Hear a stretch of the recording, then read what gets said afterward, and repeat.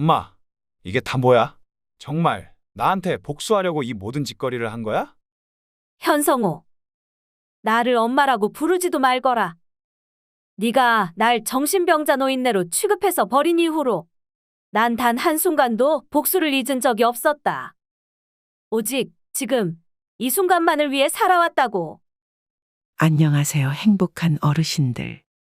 이번 사연은 서울의 노미와 할머니께서 보내신 사연입니다. 응원과 질책의 댓글 부탁드립니다. 그럼 사연 시작하겠습니다. 성호는 한때는 정말 제 삶의 모든 것이었어요. 아이고, 우리 아들. 배고프지? 밥 먹을래? 제 품에 안고서 이리저리 단 한순간도 품에서 놓을 데가 없을 정도였답니다. 성호가 학교에 들어가고 점차 성장해 가면서 들어가는 돈이 많았지만 저는 제 아들을 위해 사는 걸 기쁨으로 여겼어요. 저기 성훈의 엄마네. 오늘도 싱글벙글이야. 그러게 말이야. 남편도 없이 매일 새벽같이 식당에 나가서 일을 하는데 힘들지도 않나 봐. 아이고, 하여간 남편이 교통사고로 일찍 죽지만 않았어도 주변 사람들의 동정에도 저는 신경 쓰지 않았어요. 내 아들을 위해 일할 수 있다는 건 무엇과도 바꿀 수 없는 행복이니까. 그래서 팔다리, 허리, 무릎, 어디 하나 아프지 않은 곳이 없었지만 신경 쓰지 않고 일했답니다. 그런데 그러던 제가 하나 놓친 게 있었나 봐요. 성호를 위한 부모 노릇이 경제 부양이면 충분할 줄 알았는데 제가 밤낮 없는 노동 때문에 힘들어하던 사이 성호가 나쁜 친구들과 어울리기 시작했거든요. 성호야, 엄마 왔다. 밥 안 먹었지? 얼른 나와서 같이 먹자. 제가 식당에서 허겁지겁 퇴근하고 돌아온 어느 늦은 밤이었어요. 땀에 절은 앞치마도 벗지 못한 채 성호부터 챙기고 싶었죠. 그러나 방문은 여전히 닫혀 있었고 안에서는 두런두런 누군가 대화하는 소리가 들리더군요.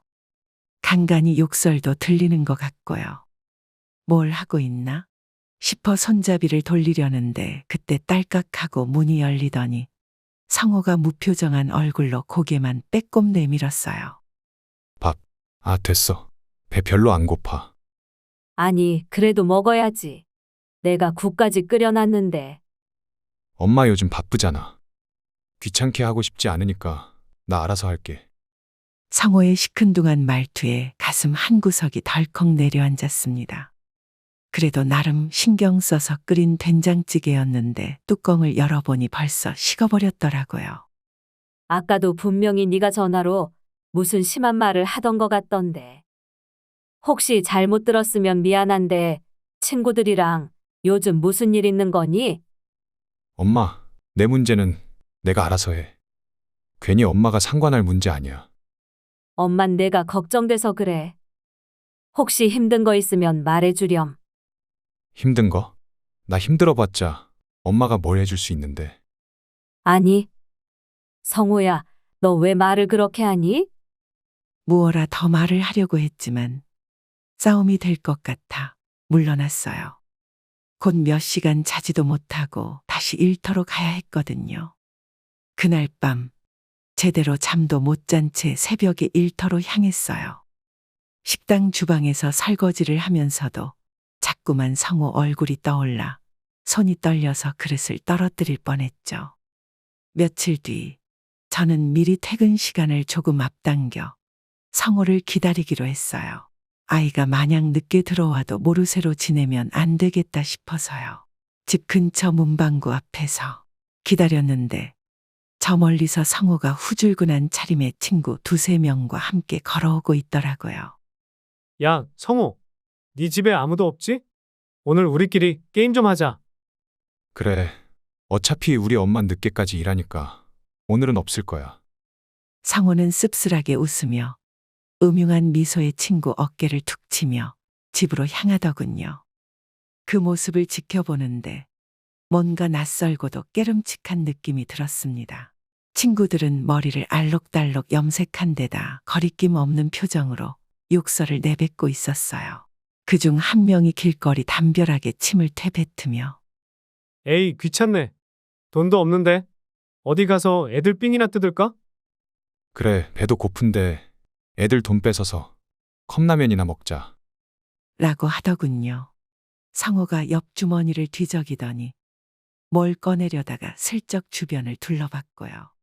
그 눈빛이 어딘가 불안정해 보였어요. 성호야, 결국 저는 용기를 내서 골목 모퉁이에서 불쑥 모습을 드러냈습니다. 성호와 그 친구들이 동시에 돌아봤고 일순간 공기가 싸늘해졌어요. 엄마, 여기서 뭐해? 너 기다렸지? 너 지금 어디 가니? 그리고 친구들이랑 뭘 하려는 건데? 아, 진짜 왜 이래? 별거 아니라고. 그냥 집에 가는 길이야. 마음은 두근거리고 손은 식은땀으로 흥건했지만 아이들을 단칼에 쫓아낼 순 없었어요. 그래도 혹시나 하는 마음에 한마디 해봤죠. 성호 친구들, 지금 시간도 늦었고 너희도 곧 집에 가야 하지 않니?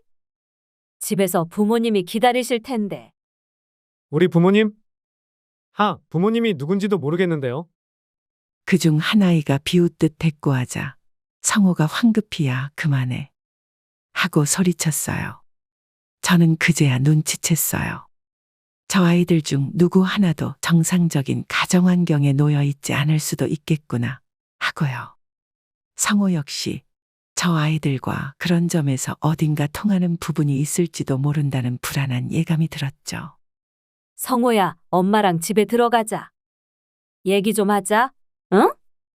저는 간절한 목소리로 성호의 손을 잡았지만 성호는 번쩍 손을 뿌리쳤어요. 엄마, 나 이제 중학생 아니야. 내일은 내가 알아서 한다고. 그러니까 제발 좀 간섭하지 말고 엄마는 엄마 일이나 신경 써. 순간 제 마음이 철렁 내려앉았어요. 엄마 일이나 신경 쓰라는 말이 낮고 날선 비수처럼 가슴을 찌르더라고요. 옆에 있던 친구들이 희죽거리며 성호를 팔꿈치로 찌르고 야, 빨리 가자는 말과 함께 골목을 벗어나려 했어요.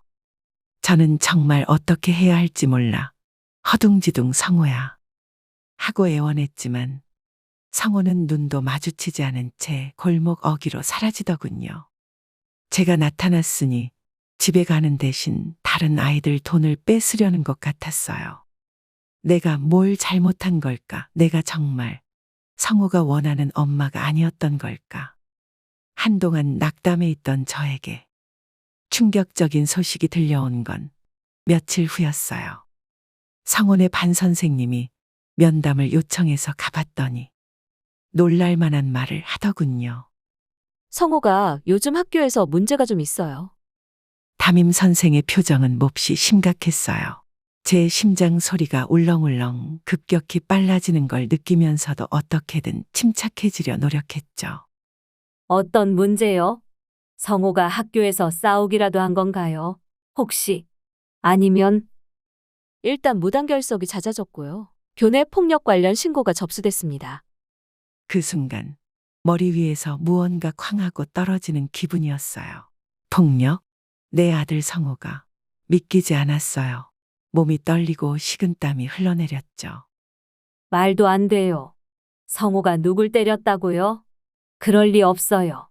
우리 성호가 사람을 때리다니요. 저도 성호가 예전에는 참착하고 성실한 아이였다는 거 잘 압니다. 근데 요즘은 달라요. 같은 반 아이 말로는 밖에서 사귀는 문제의 친구들이 있는데 그 녀석들과 얽혀서 계속 좋지 않은 일이 벌어지고 있는 것 같아요. 선생님의 이야기를 듣는 동안 저는 차가운 바닥에 주저앉을 뻔했어요. 순식간에 온몸에 힘이 다 빠져나가는 것 같았죠.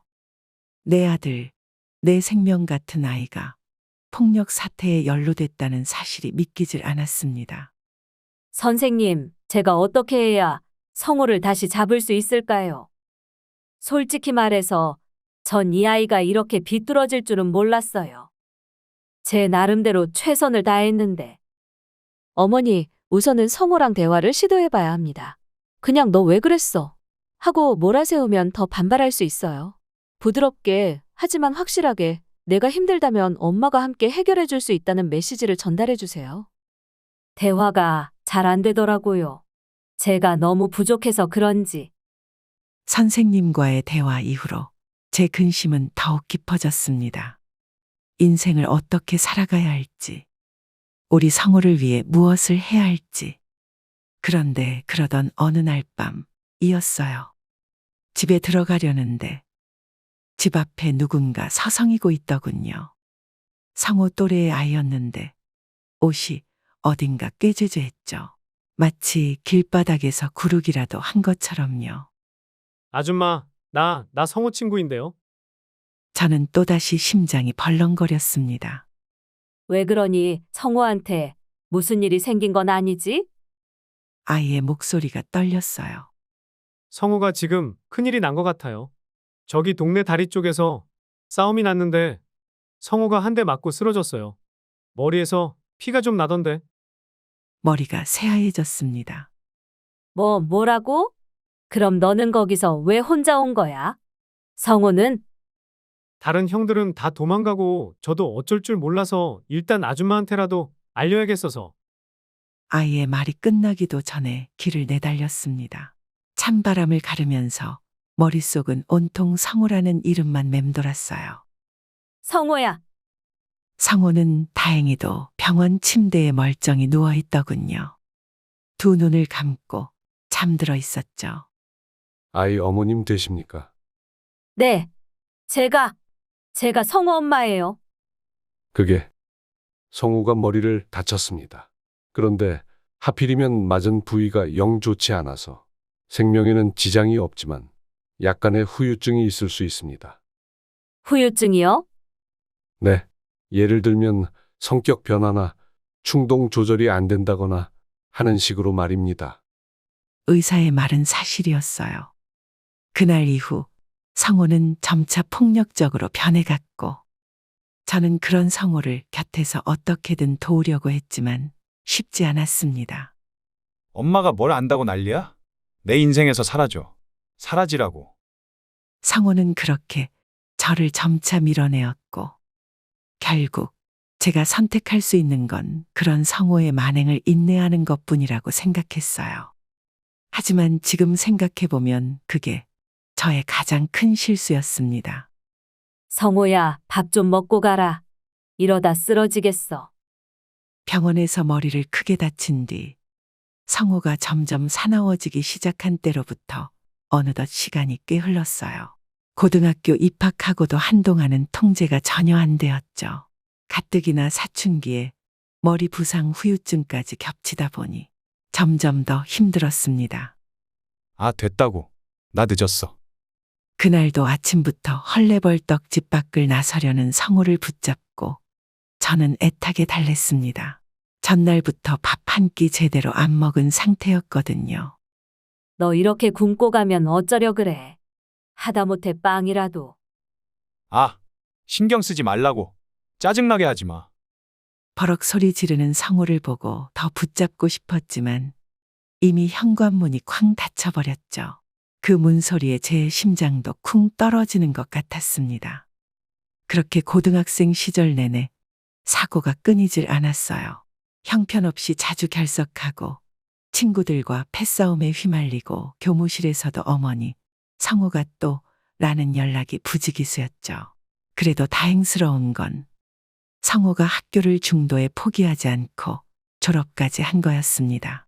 비록 지방대였지만 대학까지 들어갈 수 있었죠. 성호야, 이제 대학생이 되었네. 정말 축하한다. 입학 통지서를 확인하곤 기쁜 마음으로 성호에게 말을 건넸습니다.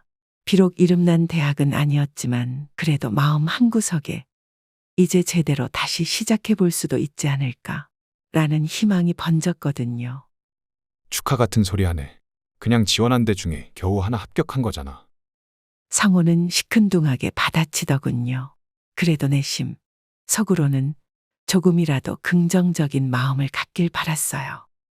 대학생이 된 후로 성호는 거의 매일 밤늦게 귀가했어요. 학생회에서 모임이 있다. 선배들이 술 한 잔을 하자고 한다며 집에 들어올 때면 얼굴은 늘 술 냄새가 진동했죠. 어느 늦은 밤, 집 문이 콱 열리더니 비틀거리며 들어오는 성우가 보였어요. 성호야, 어떻게 이렇게 늦게 왔니? 술 많이 마셨네. 어디 다친 데는 없고? 하, 시끄럽다고. 나 좀 내버려둬. 몸을 가누지도 못해 벽에 기대는 성우를 부축해 거실 소파에 눕히려 했어요. 그런데 성우가 갑자기 제 손을 거칠게 뿌리쳤습니다. 나 좀 내버려 두라고. 성호야, 엄마는 그냥 내가 다칠까봐. 엄마가 뭘 알아? 술 마신 게 그렇게 잘못이야? 나 성인이야. 내 인생이라고. 거친 숨을 내쉬며 성우는 소파 위에 털썩 주저앉았어요. 눈빛은 충혈되어 있었고 그 속엔 저를 향한 적의와 분노가 잔뜩 뒤섞여 있었죠. 저는 잠시 숨이 막혔지만 차분히 달래보고 싶었어요. 엄마도 내가 마음껏 즐기며 살길 바라지. 근데 요즘 너무 자주 술 마시잖아. 그러다 몸 상할까봐 걱정하는 거야. 아, 연병. 내 인생에서 신경 끄라고. 한동안 침묵이 흘렀습니다. 그 사이 성호는 숨을 헐떡였고 저는 가슴이 쿵쿵 뛰었죠. 이 아이와 어떻게 다시 소통해야 하지? 마음 한구석이 무너지는 기분이었어요. 며칠 뒤 저는 우연히 전화를 받았습니다. 번호를 보니 낯설었죠. 여보세요? 성우 어머니 되시죠? 저 성우랑 같은 과 다니는 친구인데요. 가슴이 철렁 내려앉았습니다. 설마 또 무슨 사고가 났나 싶어서요. 네, 맞습니다. 무슨 일이에요? 갑자기 연락드려서 죄송합니다. 성우 비상 연락망에 어머님 번호가 적혀 있어서요. 죄송은요. 그래서 혹시 무슨 일이세요? 그게 성우가 요즘 학교에서도 자꾸 시비 붙고 술 마시고 필름 끊겨서 수업도 잘 못 들어요. 애들이 전부 좀 무서워하는 분위기고요. 과제 발표 날에도 안 와서 교수님이 진짜 화내셨거든요. 순간 머릿속이 새하얘졌습니다. 이런 일이 또 속으로는 도대체 어디서부터 잘못된 건가 자책감이 몰려왔죠. 저도 어떻게 성우를 도와야 할지 몰라 연락드렸어요. 사실 성우가 요즘은 말도 잘 안 통하고 뭔가 부딪히면 바로 폭발하듯이 화내서 좀 걱정됩니다. 걱정해줘서 고마워요. 제가 성우한테 한번 제대로 얘기해 볼게요. 정말 고마워요. 전화를 끊고 식탁에 우두커니 앉았는데 온몸에 힘이 쭉 빠졌어요. 그렇게 바랐던 대학 진학이었는데 오히려 더 깊은 나락으로 빠져드는 건 아닐까. 어떻게든 성호와 다시 허심탄회하게 마주 앉고 싶었지만 그 기회가 쉽사리 생기지 않았습니다. 성호는 집에 오면 곧장 방으로 들어가 문을 잠가버리거나 저를 무시하고 친구들과 약속을 잡아 나가곤 했죠. 어느 밤 제가 억지로라도 대화를 시도해보자고 맘먹고 성호 방 앞에서 문을 두드렸어요. 성호야, 엄마야. 잠깐 들어가도 될까? 또 왜요? 왜 자꾸 귀찮게 구는 건데? 내가 답답해 보여서 그래. 혹시 힘든 거 있으면 엄마한테 말 좀 해줄래? 혹시 전에 다친 머리 후유증이라면 병원에 같이 가보자. 상담도 받아보고. 하, 누가 그딴 게 필요하대? 지금 와서 병원에 가면 뭐가 달라지는데? 문 틈새로 들려오는 성호의 목소리는 분노로 가득 차 있었어요. 저는 식은땀을 흘리며 노트 하나를 꼭 쥐고 있었습니다. 거기엔 성호 머리 부상 이후로 겪은 변화들을 날짜별로 기록해둔 메모였죠. 의사에게 한 번 더 보여줘야 하나, 전문 상담사라도 붙잡아야 하나. 그런데 문이 벌컥 열리더니 성호가 나왔어요. 제 손에 들린 노트를 발견한 성호가 버럭 짜증을 내더군요. 엄마, 지금 이딴 것까지 적어놓고 있는 거야? 무슨 미행이라도 해? 아니야, 그게 아니라 내가 힘들어할까봐 혹시 병원에 정확히 설명해주면 도움이 될까 해서. 도움이고 뭐고 필요 없어. 어차피 엄마는 나한테 도움도 안 된다고. 그러더니 갑자기 노트를 확 빼앗아 바닥에 내던져 버리더군요. 그리고 씩씩거리며 방 안을 엉망으로 뒤지더니 가방 하나를 주섬주섬 챙기기 시작했죠. 성호야, 또 어디 가려고? 밤도 늦었는데. 나 답답해서 못 있겠어. 나가서 친구들이랑 술 한잔 할 거야. 그러니까 방해할 생각은 하지도 마. 문을 열고 나가는 성호의 모습에 전 아무 말도 할 수 없었습니다. 분명 제가 뭔가 조치를 취해야 하는데 막상 아이 앞에 서면 마치 차가운 벽을 마주한 기분에 압도되고 말았죠. 하지만 그런 벽을 허물기도 전에 더 큰 파도가 들이닥쳤습니다. 엄마, 나 결혼할 사람 있어. 하필이면 결혼이라니. 솔직히 말해 전혀 예상 못한 소식이었어요. 머릿속은 순식간에 복잡해졌죠. 아직 나이도 어린데, 심지어 안정적인 직장도 없는데 결혼이라니요. 하지만 그걸 티냈다간 그렇지 않아도 정신이 불안정한 성호를 더 자극할까봐 걱정되었고, 그래서 최대한 조심스럽게 말했어요. 결혼? 그래. 누군지 엄마도 만나볼 수 있겠니? 이름은 민지야. 아직 식날짜 잡은 건 아니고 그냥 엄마가 먼저 한번 봐줬으면 좋겠어. 민지라, 낯선 이름이었습니다. 저는 성호의 눈을 살폈죠. 예전처럼 퉁명스러운 태도였지만 그 안에 기묘한 긴장감이 느껴졌달까요. 며칠 뒤 약속 장소로 나갔을 때 처음으로 마주한 민지는 눈빛이 매우 불안정해 보이는 아이였어요.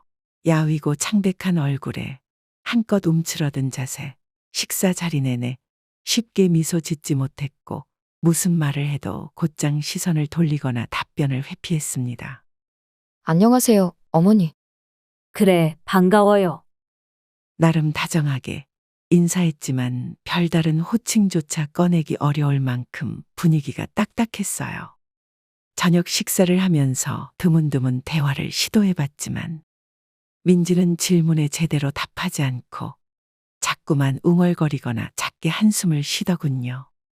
가끔 성우가 작은 소리로 한두 마디 거드는 정도였는데 그때마다 민지의 반응은 극과 극을 오갔습니다. 성우가 야, 괜찮아? 라고 물으면 화내듯 날카롭게 어머니랑 대화 중이잖아? 오빠가 뭔데 끼어들어? 라고 쏘아붙이는가 하면 순식간에 표정을 바꾸어서 아, 미안. 내가 너무 신경질적이었지. 죄송해요, 어머니. 제가 지금 긴장을 너무 많이 해서요. 하고 시무룩해지는 시기였죠. 한눈에 봐도 평범한 아이는 아닌 것 같네. 심장이 철렁하더군요.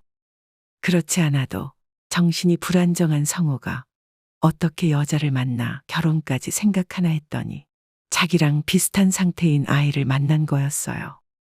식사를 마치고 집으로 돌아가는 길에 성우는 별다른 말을 꺼내지 않았어요.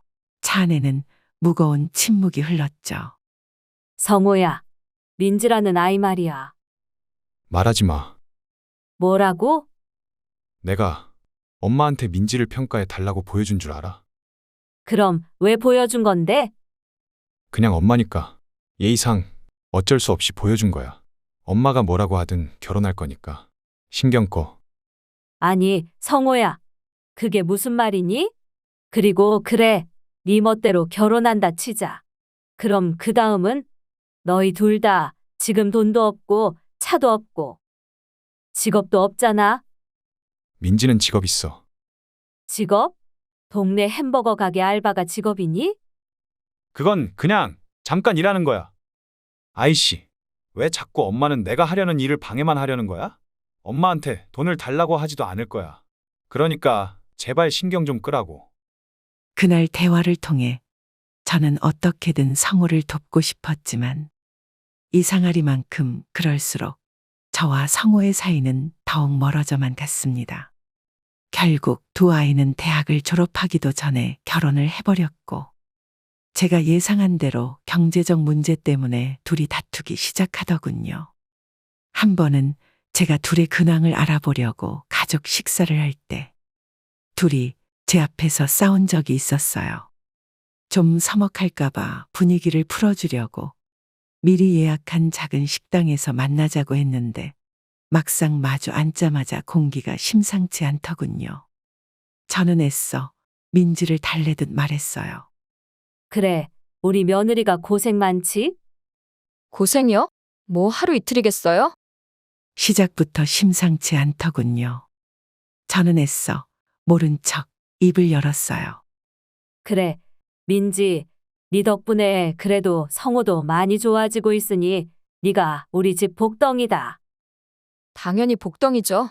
저 아니면 저 오빠는 진작에 굶어 죽었을걸요? 아, 그래? 그래, 민지 네가 정말 고생이 많구나.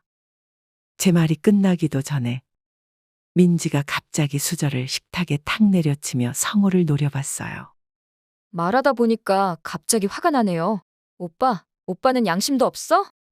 뭐가? 왜 또? 오빠가 나보고 알바 조금만 쉬라고 했잖아. 근데 집세도 내야 하고 생활비도 부족해서 나 혼자 지금 죽을 둥 살 둥 뛰어야 하는 현실이고 나한테 말만 쉬라고 하고 이게 대체 뭐야? 야, 또 그 얘기야? 내가 언제 너더러 일하래. 힘들면 그냥 좀 쉬라고. 아니 그럼 누가 돈 벌어? 오빠는 아르바이트도 제대로 안 구하고 지금 뭐 하는 건데? 맨날 집에서 술이나 처마시고 말이야. 민지는 울컥하며 소리 질렀고 성호는 어이없다는 듯 눈살을 찌푸렸습니다. 저는 우두커니 앉아 숨도 제대로 못 쉬겠더라고요. 둘이 각자 감정이 쌓여 있었는지 가족 식사 자리에서 대놓고 싸움이 벌어졌습니다. 그래서 지금 내가 무능력하다고 말하고 싶은 거야? 오빠가 직접 말했잖아. 아직 뭘 해야 할지 모르겠다고. 그러면서 술만 마시고 늦게 들어오고. 나 혼자 돈 벌라고? 이게 결혼이야? 자원봉사지? 아프리카 애들은 불쌍하기라도 하지. 오빠는 징그러워. 너도 밤늦도록 알바하고 돌아오면 나한테 한마디 상의도 안 하고 막 신경질부터 내잖아. 그리고 요즘은 내가 연락해도 받지도 않고 맨날 새벽마다 모르는 남자랑 통화하고. 넌 뭐가 그렇게 떳떳한데?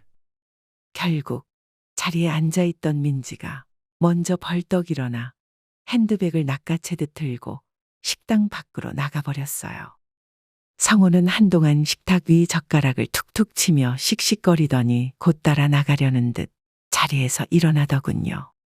그런데 그 녀석이 성호가 따라 나가려다 말고 갑자기 저를 돌아보더니 얼굴에 분노를 가득 담고 다가왔어요. 식당 밖으로 나온 저를 거의 벽 쪽으로 밀치듯 몰아세우는데 순간 심장이 덜컥 내려앉았죠.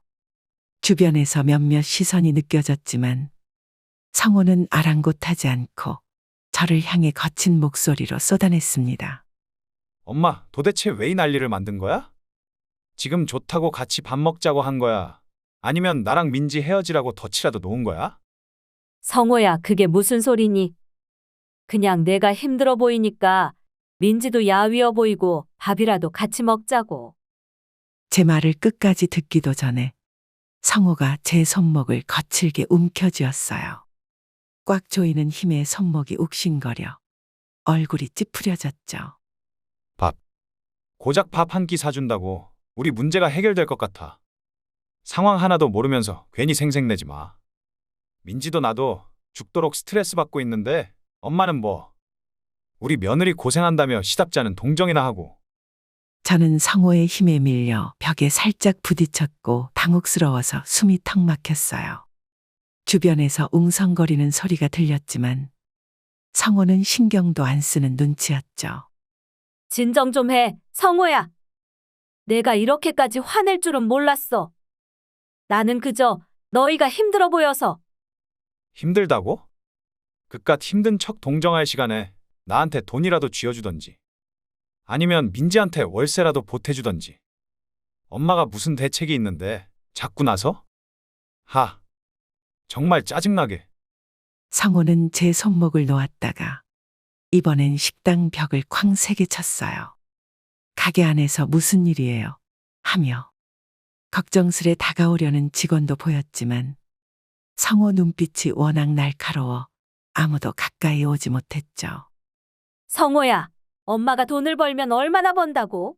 미안하지만 엄마도 형편이 넉넉지 않잖니? 제가 다급히 한마디 뱉자 성호가 비웃듯 코웃음을 치더니 소리치듯 말했어요. 역시 그래. 엄마도 없으면서 왜 우리가 힘들다, 고생한다 타령이야? 위로가 되기나 해. 괜히 며느리 앞에서 우리 성호가 힘들어도 잘 이겨낼 거다.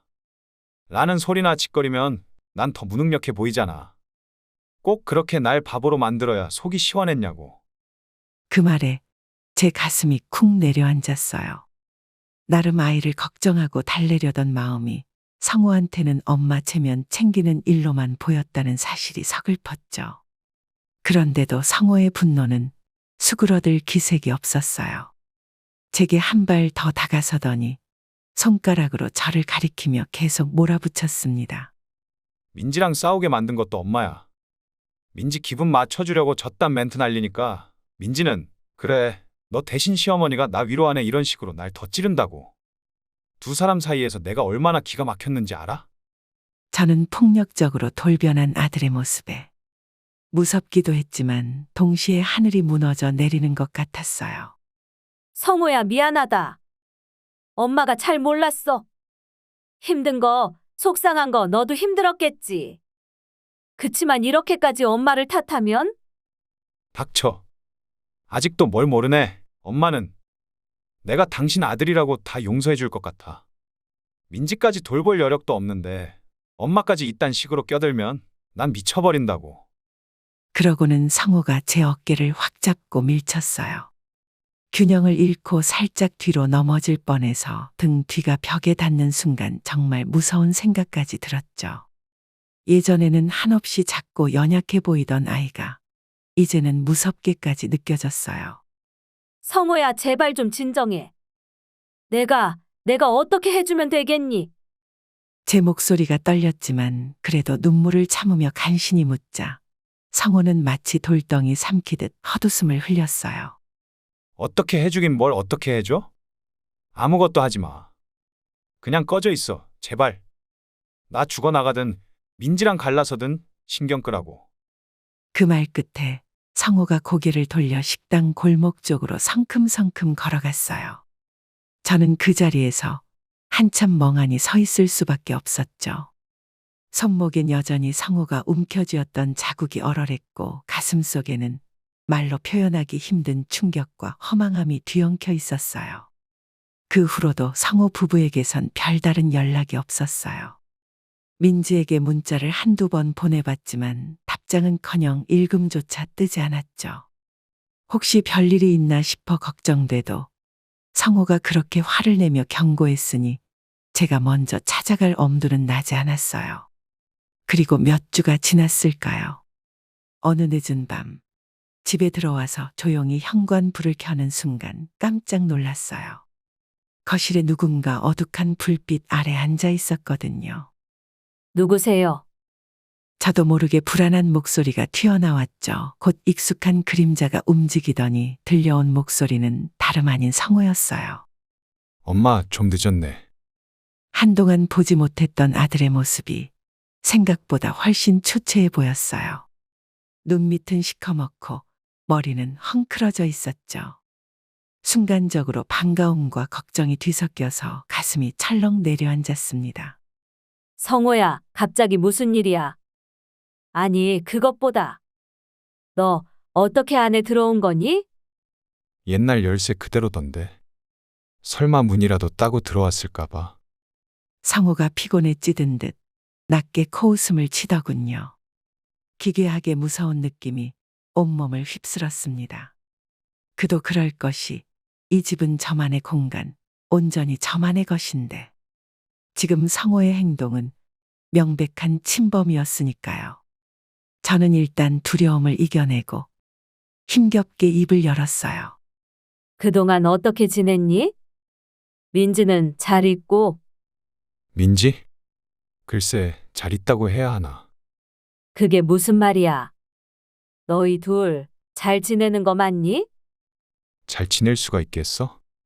엄마도 알잖아. 우리 둘 개판이라는 거. 확실히 성호 표정에선 여유라고는 찾아볼 수 없었어요. 마치 끝이 보이지 않는 어둠 속에 갇혀 있는 사람처럼 눈빛이 텅 비어 보였달까요.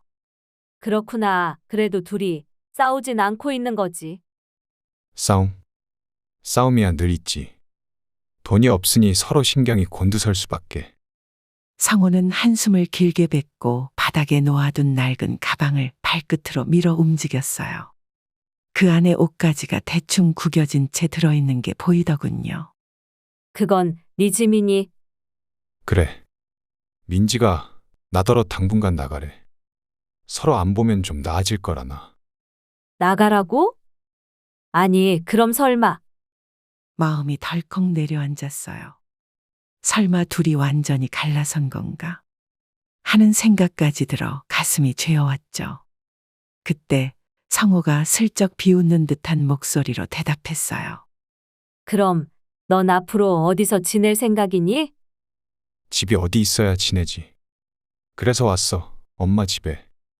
우리 집에? 우리 집에서 지내겠다니. 갑자기 그게 무슨 말이야? 딱히 갈 데도 없고 돈도 없고. 뭐 그냥 어릴 때처럼 엄마 집에서 좀 살겠다는 거지. 성호 말투는 전혀 미안함이 묻어나지 않았어요. 오히려 당연히 받아주겠지 하는 뻔뻔함이 느껴졌죠.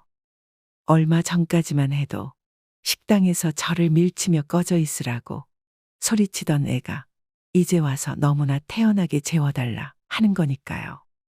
성호야, 갑자기 이렇게 들어와 살겠다는 건 너무 막무가내 아니니?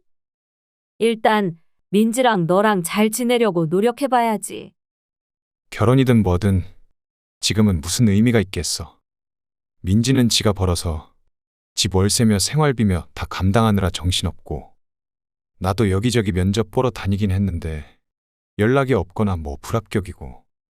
그래서 그냥 여기 붙어서 살려고. 아들의 복귀. 전이라면 반겼겠지만 불과 얼마 전에 성으로부터 폭력을 당한 입장에서 그런 아들을 다시 반기는 건 정말 힘든 일이었어요. 성호야, 아무리 그래도 엄마한테도 엄마 인생이 있어. 네가 이렇게 막무가내로 나오면 엄마도 힘들어. 내가 지금 엄마 인생 같은 걸 생각하게 생겼어? 어차피 나 지금 돈도 없고 집세도 못 내는데 엄마 집 말고 어디로 가라는 거야, 그럼? 설마 나더러 길에 나가 죽으라는 거야? 엄마도 민지랑 똑같은 거야? 성호 목소리가 점점 거칠어지더군요. 감정이 복받치는지 손가락마저 달달 떨면서요. 분명 그 속엔 절박함이 섞여 있는 것 같았지만 동시에 제게 또다시 분노를 쏟아낼까봐 저는 더욱 조심스러웠습니다. 알았어. 일단 내가 갈 곳이 없다면 여기서 지내긴 해야겠지.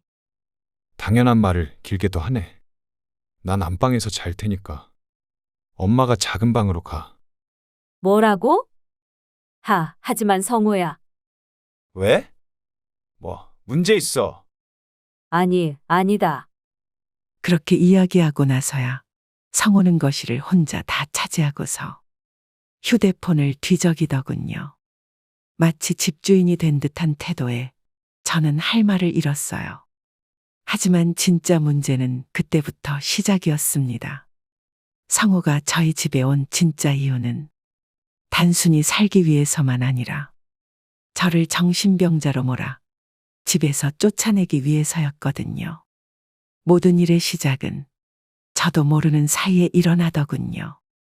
어느 날 집 앞 마트에 갔는데 만난 이웃이 저에게 걱정스러운 얼굴로 다가와 말했거든요. 아이고, 성우 엄마. 괜찮아요? 괜찮냐니? 갑자기 그게 무슨 말이에요? 아, 그게 이웃이 잠시 망설이다가 제게 말하더라고요. 이런 걸 이렇게 말해도 되는지 모르겠는데. 소문으로는 성우 엄마가 요즘 많이 아프다던데. 특히 정신 쪽으로? 정신이라니? 내가 치매라도 걸렸다는 거예요? 아니, 그런 게 아니라 들어보니까 막 자해 같은 것도 한다 그래서 나는 걱정했지. 그런데 막상 보니까 멀쩡해서 얼마나 안심인지 몰라. 자해라니요? 아니 대체 누가 그런 못된 말을 한단 말이에요? 그게 그러니까 성우가 그러던데. 성호가요? 아니 그게 무슨 말도 안 되는. 저는 집으로 돌아가서 곧장 성호에게 따지듯 말했어요. 아니, 성호야. 너 밖에서 대체 무슨 말을 하고 다니는 거니? 뭐가요? 내가 정신병이 있어서 자해를 한다니 뭐니? 그딴 소문이 돌던데? 내가 그걸 퍼뜨렸고 말이야. 아, 그거요. 성호는 피식거리며 말하더군요. 사실 아니에요? 뭐라고? 엄마, 막 자해하고 스스로 해치고 그랬잖아요. 나랑 같이 살기 힘들다면서요. 저는 너무 놀라서 말을 어떻게 해야 할지 모를 정도였어요. 없었던 일을 마치 정말 있었던 것처럼 뻔뻔하게 말하는 성호를 보며 그리고 그 태어난 얼굴을 보며 무서울 정도였죠. 엄마, 어차피 이렇게 된 거 제가 딱 말할게요. 난 이제부터 엄마가 정신병자라고 온 동네방네 소문내고 다닐 생각이에요. 뭐라고? 아니, 대체 왜? 네 엄마를 정신병자 만들어서 성호 내가 뭘 얻겠다고. 뭘 얻긴요. 이 집이 있잖아요. 뭐라고? 성호가 저에게 비열한 웃음을 지으며 말하더군요. 민지가 나더러 돈만 있으면 재결합도 다시 생각해 보겠대요. 그러니까 엄마만 희생하면 모든 게 해결되는 거죠. 성호야. 너 지금 제정신이니? 저의 말에 성호가 눈을 희번덕이더군요. 내가 지금 제정신이겠어요? 돈이 없어서 와이프랑 이혼 직전인 판국에. 그러니까 엄마가 나한테 도움 좀 주라고요. 어차피 엄마 살 날도 별로 안 남았는데 돈 같은 거 좀 없어도 되잖아요. 남은 여생은 그냥 정신병원에서 편하게 사세요. 병력이나 기타 서류는 제가 알아서 꾸며 드릴게요. 그게 아니면 지금 당장 유리병으로 절 때리셔도 좋고요. 저는 너무 무서웠습니다. 정신 나간 광인처럼 저를 압박하는 성호의 모습과 행동, 그리고 이제는 저를 압도하는 녀석의 힘과 덩치. 성호야, 제발 정신 좀 차려라. 나는 네 엄마야. 어쩌라고요? 그래서 내 인생에 엄마가 도움을 주는 게 뭔데? 뭐냐고? 성호가 저를 향해 악을 지르며 다가왔어요. 저는 너무 무서워서 더는 다가오지 말라고 손을 휘저었죠. 그런데 그런 저의 손길에 성호는 마치 망치에라도 맞은 것처럼 비명을 지르며 바닥에 낮아빠지더군요. 뭘 하는 거니? 제 말에도 성호는 계속 악을 지르기만 하더군요. 한참을 그러고 있던 성호가 손바닥으로 빼꼼하게 자기 얼굴을 내밀고는 말했어요. 엄마, 저기 TV 위에 카메라 보여요? 카메라? 녀석의 말대로 고개를 돌려보니 정말로 TV 위에 못 보던 카메라가 자그맣게 있더군요. 너무 작아서 녀석이 말하기 전까지는 전혀 모르고 있었어요. 성호 녀석이 손바닥으로 얼굴을 가린 위치는 절묘하게 카메라에는 성호의 얼굴이 보이지 않고 저에게만 녀석의 얼굴이 보이는 각도였죠. 성호가 저를 향해 비릿하게 웃으면서 말했어요. 축하해요, 엄마. 방금 엄마가 나를 폭행하는 장면까지 찍혔으니까 영락없는 정신병원행 확정이네요. 말도 안 되는 소리 마라. 고작 이 정도로 어떻게? 어떻게라니? 성호가 자리에서 일어나 카메라 전원을 끄더니 무표정한 얼굴로 말했어요. 내가 어디 어설프게 알아봤는 줄 알아요. 이미 정신과 의사인 내 친구 2명도 돕기로 했어요. 방금 엄마 영상도 찍혔고 이제 엄마는 끝장이라고요. 성호야. 이러지 마라. 나더러 대체 어쩌라고 이런 짓을 벌이는 거야? 어쩌긴요. 자, 이제 선택하세요. 순순히 이 집에서 나가던지 아니면 끌려서 정신병원으로 가던지. 성호는 저와 타협을 할 생각 따위는 없었습니다. 녀석의 눈에는 오직 저를 이 집에서 쫓아내겠다는 일념밖에 보이질 않았죠. 그 당시 저는 정신적으로 한계에 몰려 있었어요. 아들이 나를 배신한 것도 모자라 아예 버리려고 한다는 충격적인 사실에 정상적인 판단이 불가능했죠. 아, 알겠다. 그럼 내가 나가마. 성호는 그날로 저를 집에서 쫓아냈습니다. 짐도 제대로 챙기지 못했고 어두운 밤길을 헤매야만 했죠. 그날 밤 저는 한동안 멍한 상태로 골목을 걸었습니다. 비좁은 가방 안에는 대충 집어넣은 옷가지 몇 벌과 지갑이 전부였어요. 갑자기 비라도 내릴 것처럼 하늘이 잔뜩 찌푸려 있었고 가로등 불빛마저 희미하게 깜빡였죠. 설마 내가 이리 쫓겨날 줄이야. 그것도 내 친아들한테. 머릿속에선 같은 생각이 빙빙 맴돌았습니다. 너무 황당하고 서글퍼서 눈물조차 안 나더군요. 지금 이게 꿈인지 현실인지 분간이 안 될 정도로 정신이 얼얼했어요. 조금 걷다 보니 굶주린 배가 요동치기 시작했습니다. 낮에 일하느라 제대로 먹지도 못하고 집에 돌아왔는데 도리어 집에서 쫓겨났으니 당연한 일이겠죠. 그렇다고 갈 만한 곳이 딱히 있는 것도 아니었어요. 친구들과 친척들에게 차마 아들에게 집을 뺏겨 쫓겨났다고 할 수는 없었으니까요. 어쩌지? 한참을 고민하다가 결국 24시간 햄버거 가게라도 들어가야 하나 싶더군요. 일단 허기를 달래고 몸이라도 녹여야 뭘 생각할 수 있을 것 같았거든요. 그런데 그 순간 휴대폰이 진동하기 시작했습니다. 혹시 성호가 마음을 바꾸었나 싶어 황급히 확인했지만 화면에 뜬 이름은 민지였습니다. 민지? 왜 갑자기? 분명 얼마 전까진 서로 연락 한 번 안 하던 애였는데 게다가 성호의 말에 따르면 둘이 한패가 아니었나? 불길한 예감과 함께 심장이 쿵쿵 뛰었어요. 전화를 받을까 말까 망설이던 찰나 이내 전화를 받았습니다. 여보세요. 어머니, 저예요, 민지. 목소리는 평소보다 훨씬 작고 불안정해 보였어요. 제가 아무 대꾸를 못하자 민지가 조심스럽게 이어 말했죠. 혹시 지금 어디세요?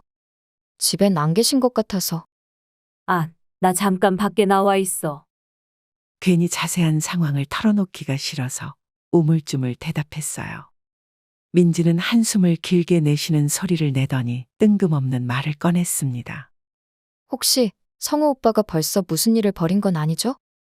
민지의 말에 심장이 쿵 떨어지는 것 같았습니다. 민지가 말을 이어서 하더군요. 오빠가 뭔가 준비하는 게 있어요. 저한테도 다시 합쳐서 살자고 집 문제만 해결하면 된다고 했거든요. 근데 그게 민지는 뜸을 들이더니 이내 떨리는 목소리로 말을 이었습니다. 어머니, 지금 괜찮으시면 저 좀 잠깐 볼 수 있을까요? 저도 솔직히 무서워요. 오빠가 자꾸 이상한 말들을 하는데 제정신이 아니라는 느낌이 들어요.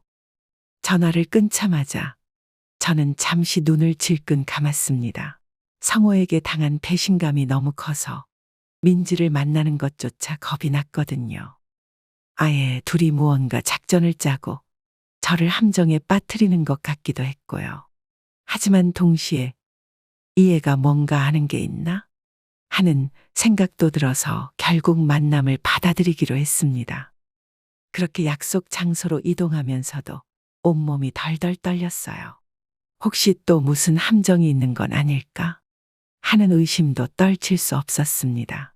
하지만 이상하게도 민지의 목소리에서만은 거짓보다는 불안과 절박함이 더 크게 묻어났죠. 한 30분쯤 지났을까 사람들이 거의 없는 늦은 시간에 찻집에 들어서자 창가 구석진 자리에 앉아있는 민지가 눈에 들어왔습니다. 얼굴빛이 잔뜩 어두워 보였고 손가락을 달달 떨고 있었죠. 저를 보자 민지는 재빨리 자리에서 일어나 허둥지둥 머리를 숙였습니다. 어머니, 민지야, 오랜만이네. 앉으세요. 죄송해요. 이렇게 갑자기 연락드려서. 괜찮아. 다만 네가 심상치 않다고 한 일이 뭔지 그게 궁금하구나. 제가 조심스럽게 운을 떼자 민지가 뭔가 결심한 듯 커다란 가방 안에서 서류 봉투 하나를 꺼냈습니다. 그 속에는 복잡한 문서들이 섞여 있더군요. 적힌 내용들은 눈으로 따라가기에도 벅찼지만 정신과 진단서나 후견인 선정 신청 같은 문구가 보였습니다. 이걸 우연히 봤어요. 오빠가 우린 이제부터 새 출발할 수 있을 거다. 어머니가 좀 희생하시면 된다고 제게 자꾸 말했는데 뭘 희생한다는 건지 몰랐거든요. 그러다 우연히 이 문서를 발견하고 숨이 막히더라고요.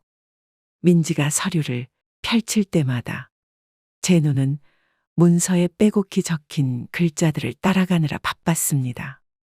피후견인 신청 사유, 정신질환 이력 증명, 읽는 내내 가슴이 쿵쿵 뛰고 손이 떨려서 종이를 놓칠 뻔했어요. 어머니, 혹시 예전에 우울증 치료받으신 적 있으세요? 그래, 맞아. 몇 년 전부터 극심한 스트레스로 약도 복용했고. 오빠가 이 기록을 어떻게 구했는진 모르겠지만 그런 거 다 모아서 어머니를 정상적인 판단 능력이 없는 사람으로 만든 다음 집을 자기 명의로 전환하려고 하는 것 같아요. 민지는 말을 잇지 못하고 고개를 떨궜습니다. 저 역시 머릿속이 새하얗게 망가지는 기분이었죠. 결국 성우가 집을 차지하기 위해선 내 존재를 정신적으로 무능한 사람으로 만들어야 한다고 생각한 거구나. 이미 나를 집에서 내쫓고 온 동네에다가 엄마가 정신병자라는 말을 퍼뜨리고 있다는 걸 알고 있지만 막상 이렇게 문서로 확인하게 되니 정신이 아득해졌습니다. 그러니까 성우는 저를 집에서 쫓아낸 걸로 성에 차지 않아 아예 집 소유를 자기 것으로 만들 생각이었던 거예요. 성호의 협박이 무서워 일단 나오긴 했지만 그래도 며칠 지나면 서로 간의 오해가 풀려서 전처럼 돌아갈 수 있을 줄 알았는데 그게 아니었던 거죠. 어머니, 한동안 아무 말도 못하는 제 앞에서 민지가 힘겹게 말을 꺼냈어요. 저도 처음엔 돈 때문에 그냥 그러려니 했어요. 그런데 오빠가 점점 더 무섭게 변해가요. 이건 사람으로서 할 짓이 아니라는 생각이 들어서 어머니한테 어떻게든 알려야겠다 싶었어요. 민지는 눈시울을 붉히며 조심스럽게 제 손등 위에 자기 손을 올렸습니다. 정말 죄송해요. 제가 조금이라도 일찍 알고 말렸다면 이런 일까진 안 왔을 텐데. 사실 오빠가 근래에 자꾸 그런 소리를 해서. 그래서 저도 오빠더러 나가라고 한 거였거든요. 아니야, 네가 뭘 잘못했다고 그러니. 이 모든 건 모두 다 성호의 잘못이다. 저의 머릿속은 점점 더 차가워졌습니다. 성호의 잔인한 계획을 알게 되었고 이제 저에게도 더는 부모로서의 자비는 남아있지 않았죠. 저에게 남은 것은 차가운 복수심뿐이었어요. 하지만 상황은 여전히 막막했습니다. 솔직히 당장 어디 갈 곳도 없고 모든 것이 성호에게 유리해 보였으니까요. 이런 와중에 무슨 법정 싸움이라도 벌어지면 저 혼자 감당하기엔 버거울 게 분명했죠. 그렇지만 이 상태로 체념할 순 없었습니다. 이미 성호가 꾸미는 일은 범죄였으니까요. 약간의 침묵이 흐르다가 민지가 조심스레 서류 봉투를 밀어주며 말했어요. 이거 오빠가 혹시 모르게 챙겨두었던 다른 자료도 있어요. 제가 최대한 빼냈는데 더 있을지도 모르겠어요. 어머니 정말 어떻게 해서든 막아야 해요. 사실 오면서 어머니 몰래 제 변호사 친구에게 연락을 해뒀어요. 도움을 구할 곳이 그 친구밖에 없어서요. 한번 그 친구를 만나보시겠어요? 변호사 친구? 저는 민지의 말을 되새기며 서류 봉투를 바라봤습니다. 사실 법적으로까지 가고 싶진 않았어요. 아들과 소송 문제로 얽힌다는 게 왠지 섬뜩하달까요. 그렇지만 이미 성호가 저지르고 있는 일은 가족이라는 말로 덮을 수 없는 범죄였습니다. 애초에 아이가 제정신이었으면 이렇게까지 저를 몰아붙이지 않았겠죠. 그 친구가 정확히 어떤 사람인데? 조심스레 묻는 제게 민지는 하얗게 질린 얼굴로 살짝 웃어 보였습니다. 아, 엄청 유명하거나 능력이 출중한 건 아니에요. 그냥 제 대학 동기가 법대를 나와서 로스쿨까지 마쳤거든요. 얼마 전에 아기를 낳아서 원래 다니던 로펌을 그만두고 당분간 쉬고 있지만 그래도 기본적인 상담 정도는 가능할 거예요. 솔직히 초보 변호사라는 말에 마음이 놓인 건 아니었어요. 그렇지만 민지도 사정이 여의찮아 보였고 저도 더는 선택지가 없었습니다. 무엇보다 이미 성우가 뒷수작을 부려 변호사를 구해놨을 가능성도 있으니 저 역시 누군가의 도움을 받지 않으면 곧 당할 게 뻔했죠.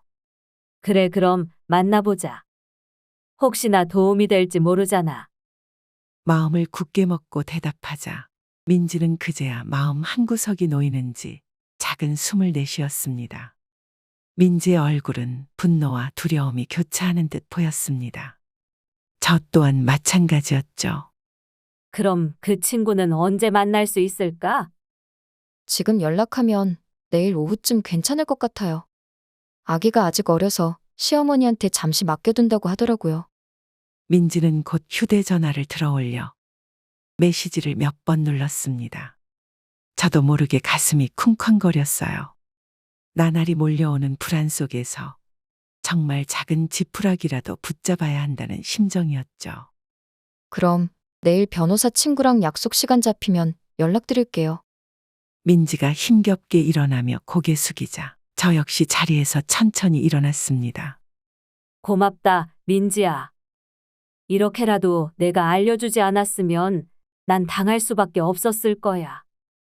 그러고는 테이블 위 서류 봉투를 꾹 쥐고 민지와 함께 조용히 찻집 문을 나섰습니다. 바깥 공기는 눈이 시릴 만큼 차가웠고 골목마다 스산한 바람이 불어왔습니다. 민지는 자신이 잡아둔 택시가 있다며 그쪽으로 발걸음을 옮겼죠. 남은 건 서류 봉투를 품에 안고 고요한 골목에 선 저 혼자였습니다. 현실은 여전히 무겁고 잔인했지만 그래도 싸워야 한다는 결심만큼은 더욱 단단해졌습니다. 저는 그날 찬바람 속에서 빈 상가 건물에 들어가 밤을 꼬박 새웠어요. 중간 너무 졸려서 고개를 꾸벅 졸면서도 이를 갈게 되더군요. 복수심으로 온몸이 떨렸습니다. 그래, 이제부터는 나도 가만히 당하지만은 않을 거야. 성호, 네가 내 전부였던 시절은 끝났다고. 다음 날 오후 약속된 시간이 되자 민지에게 전화가 왔습니다. 다행히 변호사 친구가 곧 시간을 낼 수 있다고 하더군요. 어머니, 곧 시내의 조용한 카페에서 만나기로 했어요. 지금 어디쯤이세요? 시내 한 구석, 사람들 소음이 적은 작은 카페에 들어서니 민지가 창가 테이블에 앉아 누군가와 대화를 나누고 있었습니다. 말은 체구의 30대 초반 여성으로 보였는데 아기를 낳은 지 얼마 안 됐다는 말이 무색할 정도로 깔끔한 인상이었죠. 어머니, 여기에요. 민지가 조심스럽게 손을 흔들자 저는 깊은 숨을 내쉬고 테이블에 다가갔습니다. 그날이 박다혜 변호사와의 첫 만남이었어요. 로펌을 다니다가 잠시 쉬고 있다더니 확실히 똑똑한 인상이 선명했습니다. 이렇게 시간을 내주셔서 감사합니다, 변호사님. 제 목소리에 박다혜 변호사가 부드럽게 미소 지었습니다. 감사는요. 저도 어머니 사정을 듣고 얼마나 화가 났는지 몰라요. 일단 민지에게 대략적인 상황은 들었어요. 아드님이 어머님을 정신병자로 몰아서 재산을 빼앗으려 한다고. 박다혜 변호사는 고개를 끄덕이며 몇 장씩 천천히 훑어보더니 약간 굳은 표정으로 고개를 들었습니다. 생각보다 치밀하게 준비한 것 같아요. 정신질환 진단서 기록, 우울증 약 처방 내역까지. 근데 여기 기재된 기간이나 사실관계가 정확한지부터 따져봐야겠네요. 혹시 지금도 약을 복용하고 계시나요? 아니요. 오래전에 이미 끊었어요. 지금은 전혀 약 먹지도 않고 정상적으로 일도 잘하고 있었죠. 좋네요. 그렇다면 현재 정신적으로 문제가 없다는 걸 증빙할 의료 기록이나 소견을 받아보는 게 좋겠어요. 꼭 병원에 가서 증명서 형태로 떼고 상담을 한두 번 받아서 정상 생활 가능하다는 걸 확보해 두는 거죠. 박다의 변호사의 설명을 들으면서 고개를 몇 번을 끄덕였는지 몰라요. 점점 반격 계획이 구체화되었습니다. 그리고 사실 이게 가장 중요한데 다혜가 한 장의 메모지를 꺼내며 말을 이었습니다. 아드님이 직접적으로 어머니 재산을 뺏으려고 한다. 정신병자로 몰겠다 같은 발언을 했다는 증거가 필요해요. 혹시 녹음 파일이나 메시지, 영상 같은 게 있으면 굉장히 유리하고요. 예전에 식당 앞에서 저를 때린 적은 있었는데 따로 증거는 없는걸요. 제가 낙담한 목소리로 답하자 다혜가 가만히 저를 바라보더니 말하더군요. 식당 앞에서요? 어떤 식당인데요? 그게 최근 일이라면 아직 CCTV 기록이 남아있을지 몰라요. 그게 몇 달 전쯤이에요. 보통 짧게는 1년, 길게는 3년 정도는 무조건 저장하니까. 한번 가보는 게 좋겠어요, 어머니. 다혜의 말에 저는 고개를 끄덕였습니다. 다혜는 연신 메모를 하며 CCTV 기록을 보기 위해서는 무엇이 필요한지 또 어떻게 처신할지를 차분히 하나씩 제게 알려줬습니다. 신기하게도 머릿속이 조금씩 정리되는 것 같았어요. 밤새 끓어오르던 분노가 이제는 실행 방안으로 바뀌어가는 느낌이랄까요. 어머님, 한 가지만 더 여쭤볼게요. 아드님이 지금 집에 혼자 들어가 있는 상태죠? 그 집 등기나 소유권은 100% 어머님 명의인가요? 네, 제 명의로 돼 있어요. 남편이 일찍 세상을 떠난 뒤 제가 식당에서 일해가며 겨우 마련한 집이라서요. 대출금은 조금씩 갚다가 그래도 얼마 전엔 대부분 청산한 상태예요. 그러자 다혜가 살짝 미간을 찌푸리며 고개를 끄덕였습니다. 그럼 다행이에요. 아드님이 서류만으론 쉽게 소유권을 넘겨받을 수 없어요. 결국엔 법원 판결이 있어야 하는데 그것도 어머니가 정신적으로 무능력하다는 걸 철저히 입증해야 가능해요. 실제로는 쉽지 않죠. 우리가 그 점을 철저히 막으면 됩니다. 다혜와의 대화를 마치고 나오는데 정말 마음이 든든하더군요. 저는 다혜의 조언대로 곧장 행동을 개시했습니다. CCTV 기록을 얻어냈고 그 사이 다혜는 저 대신 고소장을 접수했죠. 사유는 폭행, 공갈, 명예훼손 등. 상호 녀석이 저에게 저지른 일들이 워낙 많아서 적용할 수 있는 처벌의 범위도 많더군요. 민지와 다혜의 도움이 컸어요. 어느 날은 민지가 다가와서 어머니, 성우 오빠가 저한테 또 재결합을 하자면서 어머니를 정신병자로 몰았다면서 자랑했어요. 카톡 기록을 바로 보내드릴게요. 라고 말하면서 결정적인 증거를 보내주었고 다혜는 그런 것들을 차곡차곡 모아 소송에 대비했답니다. 아니나 다를까 성호놈이 저에게서 재산을 뺏기 위한 절차를 변호사까지 선임해 진행하고 있었더군요. 그러다가 다혜가 변호인으로 곧장 대응하니 당황해서 저에게 연락이 왔죠. 아주 뻔뻔한 말들을 쏟아내면서요. 저는 일부러 전화를 바로 받지 않았어요. 바로 다혜에게 연락해서 함께 만나 다혜가 배석한 상태에서 성호와 통화를 준비했습니다. 다혜는 저에게 침착하게 말했어요. 어머니 곁에서 변호사가 함께 듣고 있다고 먼저 말하세요. 뭐라고 하든 다 녹음되고 있다는 걸 알려주고요.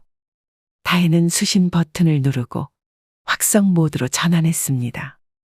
마치 전투태세를 갖추듯 노트와 펜도 곁에 준비해 두었죠. 전화 너머로 들려오는 성호의 첫 마디는 예상대로였습니다. 엄마, 정말 이게 무슨 짓이야? 지금 나 상대로 고소를 했다면서? 그게 사실이야? 성호 목소리는 삐걱대며 높아졌고 동시에 억울함과 분노가 섞여 있었습니다. 저는 다혜가 살짝 눈빛을 보내는 걸 보고 침착하게 대답했습니다. 그래, 고소했어. 네가 나한테 했던 일들 하나도 빠짐없이 기록해서. 그리고 지금 이 통화도 녹음되고 있을 뿐더러 변호사님도 듣고 계신다. 제 말에 성호가 헛웃음을 흘리는 소리가 들렸습니다. 아니, 엄마 제정신이야? 정말 나를 감옥에라도 보내겠다는 거야? 참 이게 말이 되냐고. 흥분한 듯한 성호의 반응에 다혜가 제 팔을 살짝 토닥이며 차분히 천천히 말씀하세요라는 눈짓을 보냈습니다. 저는 가볍게 숨을 고르고 최대한 담담한 목소리로 응수했죠. 네가 그런 말할 자격이 있니? 내가 정신병자라고 퍼뜨리고 사람들 앞에서 날 밀치고 협박하고 다 기억나지 않니? 그건 말이 되고 그건 그러니까 난 엄마가 내 인생에 도움이 안 되니까 그동안 받은 스트레스가 폭발한 거라고. 엄마가 나를 제멋대로 몰아붙였잖아. 성호는 여전히 적반하장식이었습니다. 전혀 반성의 기색은 없어 보였죠. 다혜는 흐트러짐 없이 노트에 무언가를 적어 내려갔습니다. 스트레스 때문에 나를 때리려고 했단 말이니? 스트레스 때문에 내가 정신병자라고 소문내고? 네가 한 행동이 그 정도로 가볍다고 생각해? 그때 잠깐 침묵이 흐르다가 성호가 음을 낮추어 중얼댔습니다. 어차피 엄마가 잘못한 거잖아. 나 키우는 동안 제대로 못 챙기고 이제 와선 돈 한 푼도 못 대주고 그런데 왜 이제 와서 지랄이냐고. 그때 다혜가 제게서 전화를 전달받고 말했어요.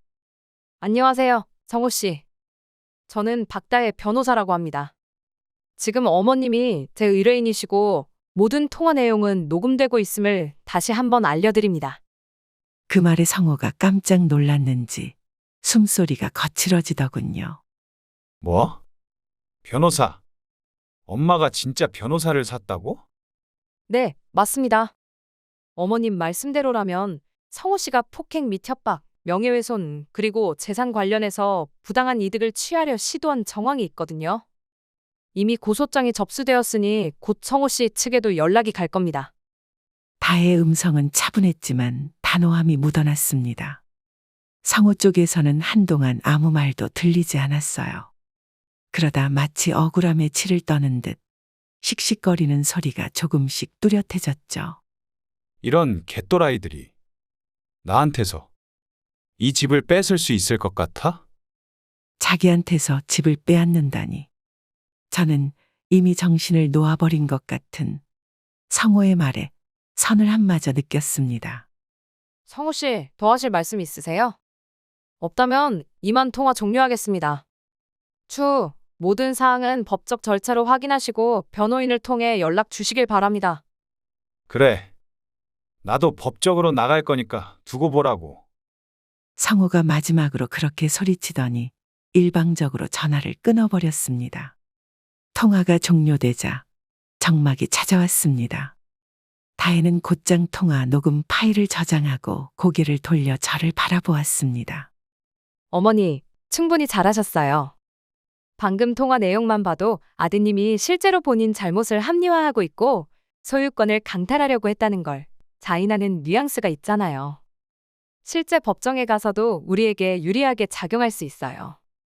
저는 고개를 끄덕였어요. 무언가 이상해서 고개를 숙여보니 손이 떨리고 있더군요.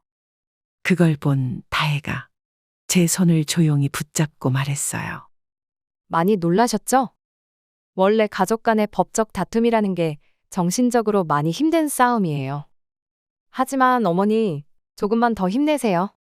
제가 어떻게든 억울한 일 없게 만들어 드릴게요. 저는 다혜의 말에 신뢰를 보내며 고개를 끄덕였습니다. 성호는 결국 끝까지 반성하는 기미가 없었고 결국 재판은 진행되었어요. 그 결과는 당연하게도 미리 철저히 준비한 우리의 승리였습니다. 성호는 최종 판결이 나던 순간 머리를 쥐어뜯으며 판사까지 모욕하더군요. 이런 망할 것들이.